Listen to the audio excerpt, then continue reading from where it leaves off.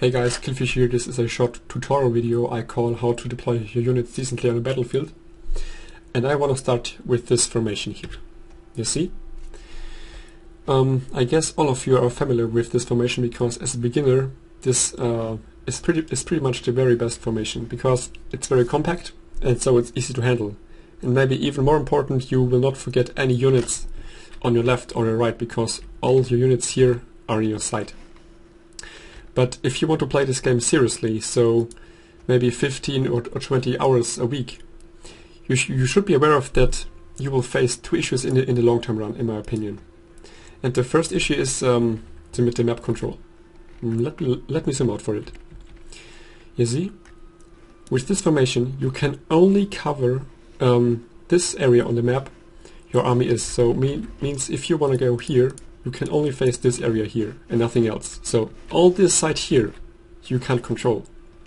And the problem is if your opponent has the map control, he can easily surround you and attack you from multiple sides. But he can also toy with you, you know? He can attack from 4 sides and maybe you response to all his approaches, but suddenly he retreats one side and your units will follow his retreating units. Means there might be a gap through which he can swiftly charge a cav into your bows or matchlocks, yeah, and so on. But that's something you as a beginner shouldn't really bother with. Yeah, so I suggest, so you really should defend at least try to defend the map. And therefore I suggest to use small groups. But that leads me to the second issue. It's the improvement of your micro. Because if you always play with this build, with this compact formation, at a certain point your micro will not improve any further. Because, well, let me explain it that way. Your aim is to lift a 20 kilogram stone 20 times in a row, alright? Based on Shogun, the aim is to control this formation perfectly. Means you know when you should retreat your matchlocks and your bows, when to push with your infantry, and when it's a good moment to charge in with your cav. So, but once you reached this aim, so you can lift this stone 20 times in a row, you will not get better in general. You will just get faster.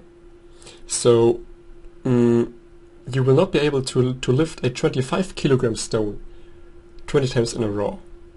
You will just be able to lift this stone maybe this week within 2 minutes. Sorry, 2 minutes. Next week within 1 minute and 50 seconds, and so on.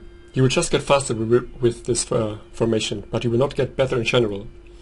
So I suggest to make more groups. You know, you can simply split off this army, ungroup it, then this is group 1 and this is group 2. So now you have, and now you can put them on each side. And right now, let's say you can also put some cav in the middle. Right now you can cover a large area on the map with the same units. And that's cool actually. Because now you can defend, or at least you can try to defend all dojos, but you can also shoot your opponent from more angles, and you can support and you can reinforce each group quickly. So like this, let me start. My opponent, it's an AI. It has the exactly same army. I guess I will not play this game to the very end. Just I just want to show you some movements. All right, let's start here. So you can start. You can go here. You know, move your cav forward. No, your infantry, of course. And now you can go here in this forest, of course, and here as well, to give your units cover from his ranged component. And then, you know, let's say your opponent focuses more on this side, so we can use some. So you can simply click some units and send it to this side to reinforce this side, and then send some units behind him. In theory, of course. Well, that's actually all I wanted to say you, and if you disagree with something, please let a comment below so we can discuss it, and I thank you for watching, and bye bye.